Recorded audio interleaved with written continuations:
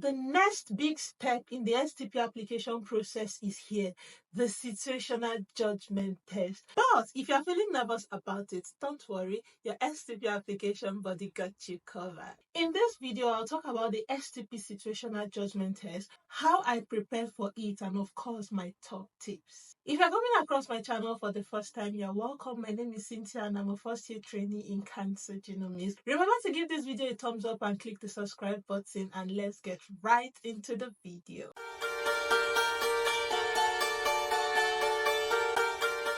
So what exactly is the STP Situational Judgment Test? Trust me, it's not a big deal. It's just a psychometric assessment designed to evaluate how you respond to work-based scenario. The test is not about right or wrong answers. Rather, your responses are judged based on how they reflect the NHS core value. So here are my top tips for acing the STP Situational Judgment Test. First things first, go back online and research on the NHS core values and what the NHS stands for and completely understand it. Before you respond to any question, ensure it's demonstrating the NHS core value and it's about what the NHS stands for. Things like respect, compassion, working together for patient, putting the patient first. These things matter and they are everything about the STP Situational Judgment Test. So before you start practicing questions, go online and research on this thing to make sure you completely understand it. Next, it is very important that you remember that you are approaching these questions from the place of a trainee clinical scientist, not a registered clinical scientist. You need to know what your limits are. There are some things in the lab or in the hospital you cannot do as a trainee. So you need to know what these limits are. So if you have a scenario addressing this, you know exactly what to do. Most times, your safest option would be asking a senior colleague for help rather than giving information out. Let's say someone called asking about something from the lab or something. As a trainee, you might not be able to give out such information. So your safest option in scenario like this would definitely be asking a senior colleague for help. Next, practice questions. There is a saying that practice makes perfect. About the Situational Judgment Test, this is very true. The more you answer the questions, the more you get used to answering these type of questions. It's not a multi-choice question. It's not a type of thing we see every day. But when you get used to answering this type of question, then you get used to it and you stop being nervous about it. Next, please, let's support my journey on YouTube. If you've not done so, please subscribe to my channel. Give this video a thumbs up. Have you done that? Thank you very much. Let's continue. During my time, I used the SJT guide from STP blog and I also purchased a resource from Job Test Prep. But I know some people have come to me asking me about my advice for free tests. I found a few online. So just go to Google and type Situational Judgment Test practice question. You'll find a few. I think there's some about dental students, medical students. There are so many of them online. They're about hospital scenarios, but these things can be transferable to lab-based scenarios or just the STP. Because the SJT questions are not specialty specific, you just need to understand the test format. So if you check these free resources online, understand how to answer these questions, understand the NHS core value, then you'll be fine. There are about 5 free questions on Pearson's View. You can practice a lot of this and it will help you to become more confident, approach the question better, and manage your time. Now, I'll give you some tips I believe helped me during my own time. I just kind of listed them out. I always have this at the back of my mind in responding to the Situational Judgment Test scenarios. Avoid extreme responses. In most cases, avoiding a situation or a problem or overreacting or reacting dramatically to it is never the best choice. The key is to follow a balanced approach, act professionally, and follow protocols. Next, you should be thinking like a team player.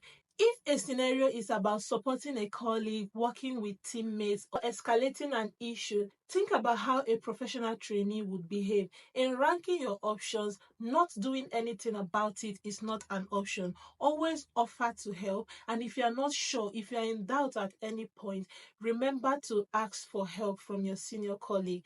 Next, you need to know when to escalate things. Some of the questions try to test you to know if you understand what your limits are. I think I've mentioned this before. A trainee has a lot of limits. There are so many things you are not allowed to do. So you need to identify those questions, know when to ask for help, know when to escalate to a senior colleague. There are usually a lot of questions like that. So whenever you are faced with that type of scenario, remember, you are a trainee. I know that some people are already working in the specialty they've applied to, but the key is, at this point of taking this test, you are not in that your position. You are answering from the place of a trainee.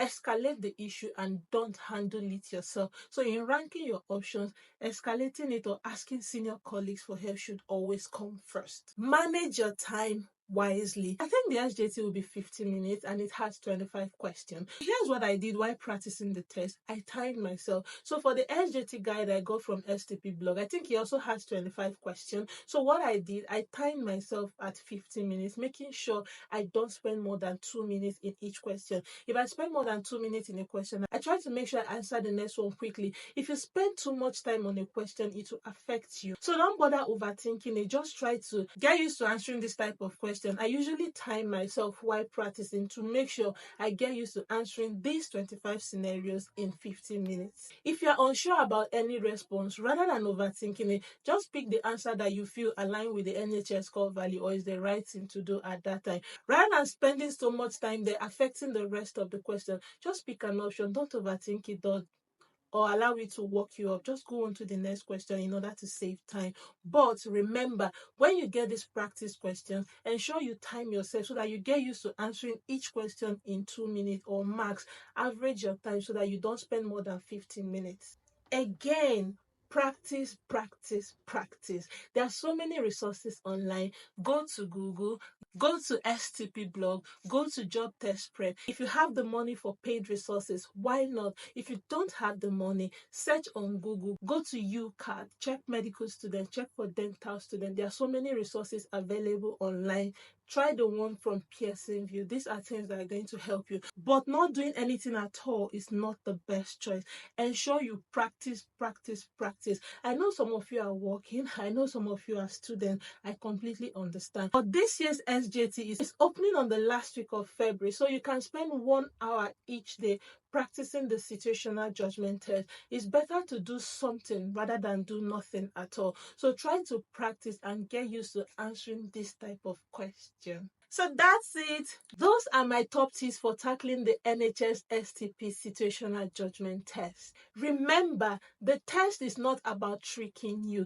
It's just about assessing your ability to think like a healthcare professional. Stick to the NHS core value. Always prioritize the patient. Not doing anything about a situation is never an option, and practice making a balanced response. If you found this helpful, give this video a thumbs up, subscribe to my channel, follow me on Instagram and TikTok, STP with Cynthia. I share tips about the STP application process and my journey on the STP as well. Good luck with your application. I wish you the very best. Thank you for watching. I'll see you in my next one. Bye.